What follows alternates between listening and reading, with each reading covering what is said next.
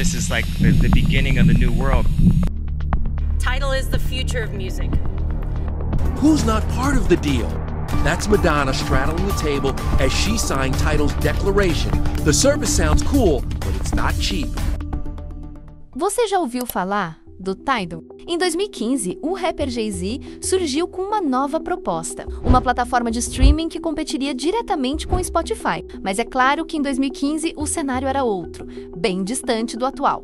O streaming ainda estava engatinhando e o Spotify começava lentamente a dominar o mercado. A Apple se preparava para lançar o Apple Music e os artistas, vez ou outra, reclamavam que estavam sendo explorados. Muitos afirmavam que recebiam pouco dinheiro por streamings, possuíam contratos injustos com gravadoras e eram alvos de plataformas digitais que enriqueciam às custas deles. Taylor Swift's new album, but you can't hear it for free on Spotify. Swift has pulled her entire catalog off the web-based music service. Por receber pouco dinheiro por streamings, Taylor Swift chegou a remover todo o seu catálogo de músicas do Spotify em 2014. É nesse cenário que Jay-Z decide lançar no mercado uma nova plataforma de streaming de música, a plataforma chamada Tidal. A ideia era competir diretamente com o Spotify e outras plataformas iniciantes do mercado, mas com alguns diferenciais exclusivos prometidos pelo próprio empresário e rapper. Segundo o próprio Jay, o streaming teria pagamentos mais justos aos artistas, já que nas palavras dele o Spotify explorava músicos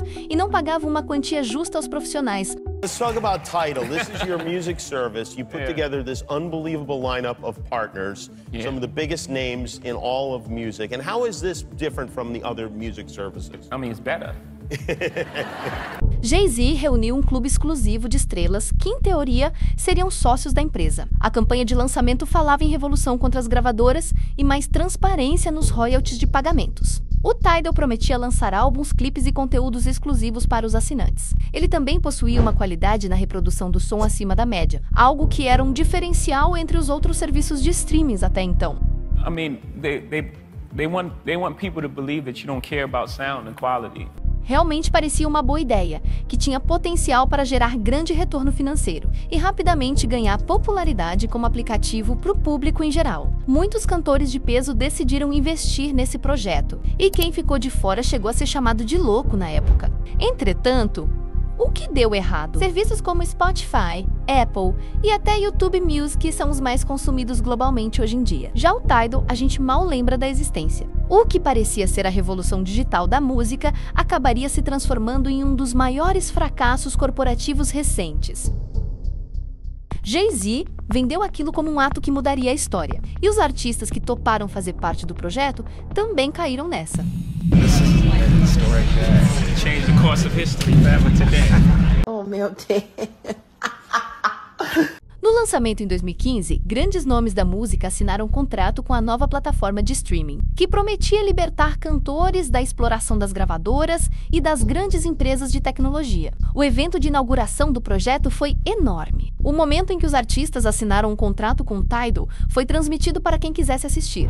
Entretanto, vários cantores gigantes decidiram ficar de fora dessa negociação. A própria Taylor Swift, que pedia por lucros mais justos no Spotify, não se juntou à nova empreitada. Taylor buscou alternativas e acabou assinando um contrato com a Apple Music até regularizar sua relação com o Spotify. A Adele também não se associou. Ela tinha fama de controlar rigidamente sua música e preferia priorizar o iTunes, onde vendia milhões de cópias digitais já garantidas. Potências como Drake e Justin Bieber firmaram contratos com empresas que eles já possuíam transações de longa data. Já Lady Gaga e Bruno Mars tinham justificativas parecidas para não assinarem com Jay-Z, que comandava essa nova aposta. Os dois desde cedo prezavam por controle sobre a distribuição da própria música e pela acessibilidade aos fãs, o que tornava a ideia de um clube fechado pouco alinhada com suas ideias. E esse pensamento é justamente o motivo pelo qual o serviço de streaming recebeu tantas críticas negativas.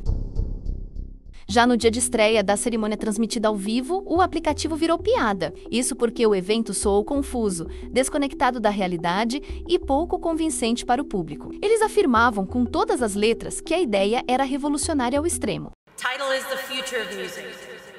A quantidade de nomes que recusaram participar dessa suposta revolução musical era impressionante. E era nítido que tinha caroço nesse angu. Em primeiro lugar, O contrato exigia exclusividade de lançar conteúdos específicos somente no Tidal, proibindo os artistas de lançarem os mesmos materiais em outras plataformas. O plano de assinatura já na época custava $20 por mês, o dobro do Spotify. Ou seja, artistas com fanbases gigantes estariam privando o público do acesso a determinados lançamentos futuros. Os materiais de exclusividade incluíam desde álbuns inteiros até videoclipes. Muitos acharam aquilo uma palhaçada. Clipes que antes eram disponíveis de graça no YouTube, agora seriam pagos. Em outras palavras, artistas milionários estavam assinando um acordo para que tudo que estava disponível de graça fosse privatizado em uma só plataforma de exclusividade. Os corajosos que assinaram foram poucos. No geral, o Tidal até conseguiu juntar um núcleo poderoso de estrelas, mas faltavam nomes que dominariam charts globais, que eram os que poderiam levar o público jovem em massa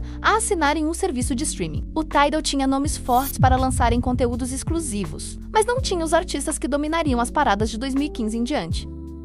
A promessa principal era que o Tidal pagaria maiores porcentagens por stream em comparação ao Spotify. Em tese, seria mais vantajoso para os artistas. Mas como a base de usuários do Tidal era muito menor, no fim das contas o dinheiro não compensava. Os nomes que assinaram o contrato tinham participação acionária na plataforma e poderiam lucrar muito conforme o crescimento da empresa. Já os artistas que não eram sócios apenas tinham suas músicas disponíveis no Tidal e não disponibilizavam conteúdo exclusivo dentro da plataforma. Colocar nomes gigantes como vitrine do produto não ajudou nadinha a construir uma boa imagem. Artistas pequenos, que até poderiam lucrar mais lá dentro, acabaram se sentindo excluídos. O Tidal poderia sim ajudar artistas menores a lucrarem mais do que em outras plataformas, mas isso não foi divulgado em momento nenhum durante a campanha de lançamento. A campanha toda foi construída em cima de nomes gigantes firmando um acordo, algo que soava mais como eles tentando ganhar mais dinheiro a qualquer custo. Não vincular artistas pequenos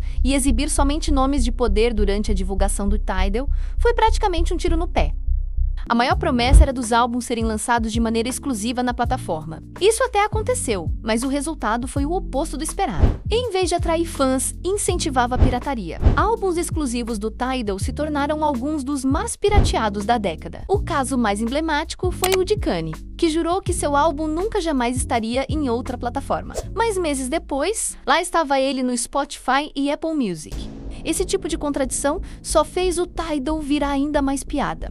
As exclusividades, que deveriam ser o grande diferencial do aplicativo, duraram poucos dias. Isso porque as gravadoras pressionaram os artistas a liberarem suas músicas em outras plataformas. Para piorar a reputação, vieram as acusações de fraude. Investigações na Noruega revelaram que a plataforma teria inflado os números de streaming de Beyoncé e Kanye West, beneficiando artificialmente seus números e aumentando os royalties pagos a eles. O discurso de justiça para os artistas havia sido corroído por suspeitas de manipulação em benefício dos mesmos que diziam que iam lutar contra o sistema.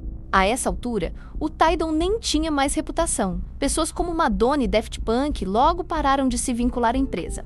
No fim, o Tidal nunca foi a revolução que prometeu. Jay-Z acabou vendendo a maioria das ações para outra empresa. O marketing grandioso acabou se voltando contra a plataforma. A assinatura pública dos contratos virou piada. E o discurso que falava em revolução musical não era nada revolucionário. Hoje, o Tidal ainda existe, mas virou um player de nicho, que nunca chegou nem perto dos concorrentes em relevância cultural ou números. A ideia, na teoria, até poderia funcionar, mas na prática nem os artistas levaram nada daquilo a sério. Na prática, o Tidal não oferecia vantagens reais para a maioria da população, apenas cobrava mais caro que os outros serviços. I spoke to a lot of different people outside of the industry, and everyone was like, "What took so long?" Like this thing was the thing that everyone wanted and everyone feared. If these artists could sit in a room together, the game changes forever. And it happened today. Toda a campanha de divulgação consistia naqueles artistas afirmando que aquela ação ia mudar o rumo da música. Aquilo por si só já era engraçado o suficiente para o público não comprar a ideia. Ficou parecendo um bando de maluco delirante, junto num projeto mais delirante ainda. Os que ficaram de fora se safaram dessa vergonha, mas os que toparam participar se arriscaram em algo que poderia ter dado muito certo, mas que definitivamente não mudaria toda a história da música. Poucos se lembram desse evento, muitos nem sabem dessa história. Tudo isso porque muito foi prometido, mas pouco foi cumprido. Esse foi o vídeo de hoje. Eu vejo vocês no próximo. Até mais!